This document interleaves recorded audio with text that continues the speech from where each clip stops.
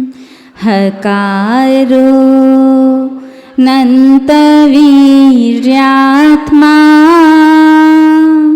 बिन्दु स्यादुत्तमं सुखं अरिहं अरिहं अरिहं अरिहं अरिहं अरिहं अरिहं अरिहं अरिहं अरिहं अरिहं अरिहं अरिहं अरिहं अरिहं अरिहं अरिहं अरिहं अरिहं। दोनों हाथों को आपस में रब कीजिएगा। दोनों हाथों की हथेलियों को सबसे पहले आँखों पर लगाएंगे। मस्तिष्क का स्पर्श करते हुए सिर का स्पर्श करेंगे। मुख का स्पर्श करते हुए गला और गर्दन। दोनों कंधों का स्पर्श करते हुए दोनों हाथ। पेट का स्पर्श करते हुए नाभि और दोनों पैरों का स्पर्श करते हुए कमर का स्पर्श करेंगे। खोलिएगा आँखों को। जिनवाणी स्तुति। मिथ्यात्मिना शिवे को ज्ञान के प्रकाश शिवे को आपा परिभास शिवे को भानुसी छहो द्रव्य जानवे को बंदे विधि भानवे को स्वपर पिछानवे को परम अनुभव बताएवे को जीव के जताएवे को काहू न सताएवे को भव्य जहाँ तहाँ तारवे को पार के उतारवे को सुख विस्तारवे को जवाणी के ज्ञान से सूझे लोकालोक सो वाणी मस्तक धरो सदा देत हूँ धोख हे जिन वाणी भारती तो जपो दिन रैन जो तेरा शरणाग है सो पावे सुख चैन देव भजो अरिहंत को गुरु सेवा निर्ग्रंथ दया धर्म पालो सदा यही मोक्ष का पंथ। 9 बार ड़मोकार मंत्र।